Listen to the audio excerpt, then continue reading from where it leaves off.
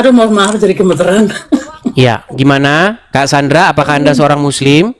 Enggak, mantan muslim dulu. Mantan Muslim. Ya. Lagi-lagi kita ketemu dengan mantan Muslim. Ya, gimana Kak Dulu Sandra? saat masih kecil, jadi waktu umur 8 tahun ya. Oh, dari kecil sudah berubah. Maksudnya waktu umur 8 tahun itu banyak apa ya, kepahitan gitu ya waktu diajar ngaji. Tanganku sering kali dipukulin gitu sama inilah apa? Ustadznya. Ustadznya. Jadi disitulah aku meninggalkan semua pelajaran yang udah dipelajarin. Nggak banyak sih, karena banyak kekerasan, makanya aku meninggalkan itu. Sebenarnya aku kesini mau kesaksian sih, karena aku nonton dari tadi. Di lain sisi ya pengen ketawa, tapi di lain sisi kok dari dulu sampai sekarang masih sama gitu loh ya. Jadi judulnya seperti apa yang di belakangnya. Aku panggilnya Edi saja ya, karena aku lebih tua. Iya. Jadi aku mau kesaksian aja di sini, boleh ya sedikit aja? Boleh saja, silakan. Boleh. Ya, itu waktu zamannya umurku masih di bawah umur 15 tahun ya. Seringkali aku dapat pertolongan dari orang-orang Kristen. Ya. Jadi kalau dibilang di saat aku susah, dulu aku merantau di Jakarta, Edis ya. Aku dari Jawa. Sekarang aku tinggal di Jerman. Mungkin Jermannya di mana? Saya pernah di sampai lupa saya namanya. Kol apa namanya? Di Kol. Ya. Aku di Stuttgart. Stuttgart, oke. Yang banyak bikin mobil Mercy, Porsche, ya. Terus aku gini aja, aku nggak mau panjang aku jadi gemeteran ya, aku masuk di tempatnya Edis. Padahal aku sendiri juga sering live gitu ya. Kesaksianku gini aja lah, karena dari tadi kan panas terus aku lihat tuh ikut gemeteran juga gitu loh. Kadang-kadang kok masih dari dulu sampai sekarang masih sama gitu ya. Kekerasan itu nggak pernah berubah. Bahkan aku salah satu juga orang yang salah satu korban kekerasan. Ya, kekerasan masa kecilku gitu ya, sampai untuk melupakan itu aku harus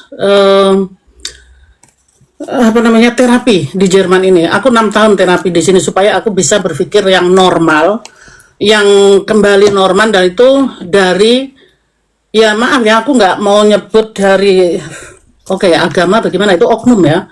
Mereka itu keras sekali gitu loh. Apa kita nggak boleh bertanya sebagai perempuan apalagi gitu kan.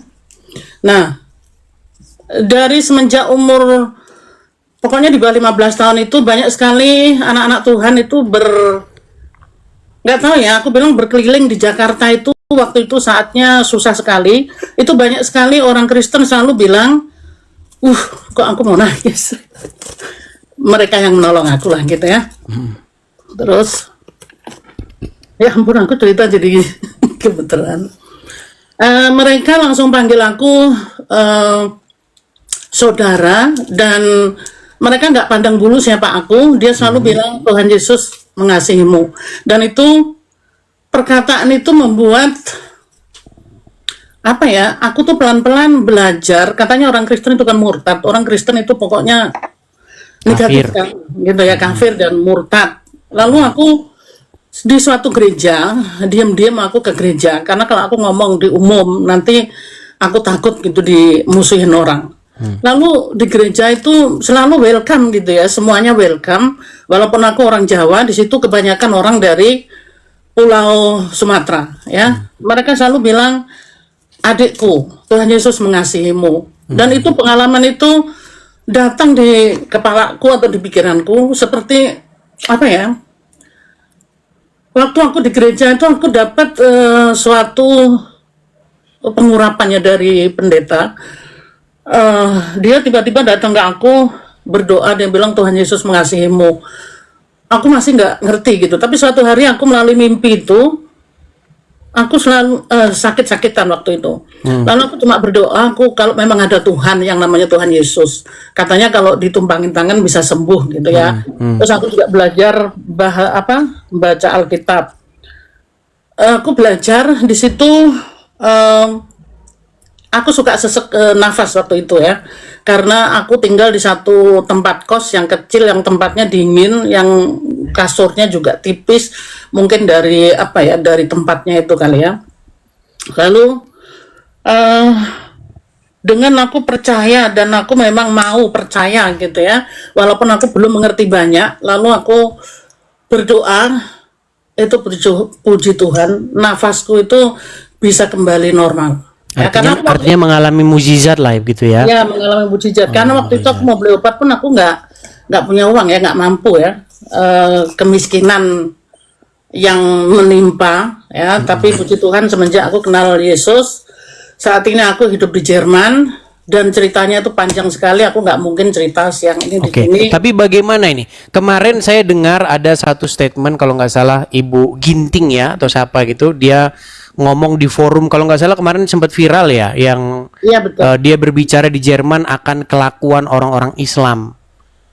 Nah, bagaimana dengan kelakuan orang-orang Islam sesungguhnya di Eropa? Karena saya sendiri adalah saksi mata, saya ketika melihat para, nanti dibilangin ini lagi ya. Tapi memang saya lihat memang banyak ulah begitu.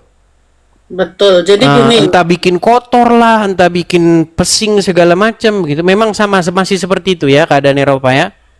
masih. Jadi Masih. gini, mereka itu ini aku mungkin ada yang nonton yang lain ya, mohon maaf gitu. Aku harus cerita jujur. Mereka itu mau dihargai, tapi mereka nggak mau menghargai. Ya, Iya. contohnya kalau di sini nggak boleh, di Jerman itu peraturan kan ketat. Ya. Umpamanya dibilangin jangan rame-rame di situ karena jam itu di sini di atas jam 10 malam tidak boleh rame-rame. Itu mereka kalau ditegur itu satu grup itu datang semua, lalu yang orang Jermannya tuh malah dikata-katain, katanya lu masih keturunan Pak Kumis ya, makanya lu jahat. Jadi gitu. Jadi mereka pergi ngerti ya maksudku? Iya, ngerti. Gitu.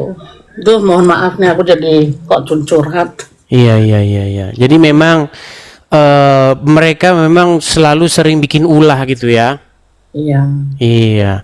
Lalu bagaimana itu kelanjutan dari statement yang Ibu Ginting yang mengatakan kelakuan orang Islam di Indonesia itu kerjanya bikin rusuh.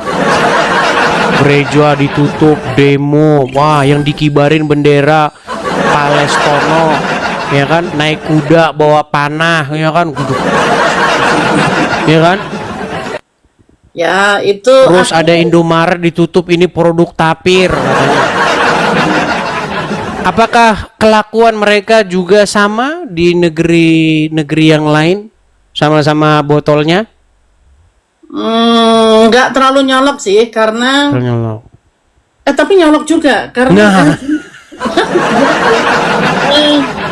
salah ngomongnya. Jadi gini, mereka coba melawan, tapi pemerintah Jerman ini konsekuen karena polisi di sini nggak mau mukul, nggak mau main tangan.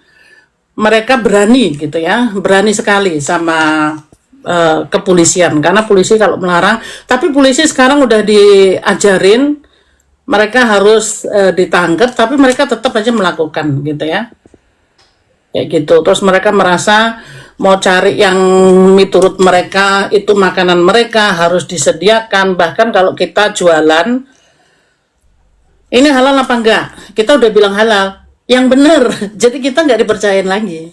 Oh gitu, ya. Nah itu salah satunya. Ya. Mengenai Tapi intinya sempat suara dari Jerman kemarin ya, pernyataan Ibu Ginting, bagaimana kabarnya dia di sana? Aman-aman saja? Aman-aman saja ya. Iya. Jadi teman-teman sekalian, kalau ada orang yang mengatakan tentang kelakuan orang Islam yang sering membuat onar, ya bagaimana itu dikatakan tidak benar? Di Indonesia sudah berapa kali tuh, ya kan? Ya.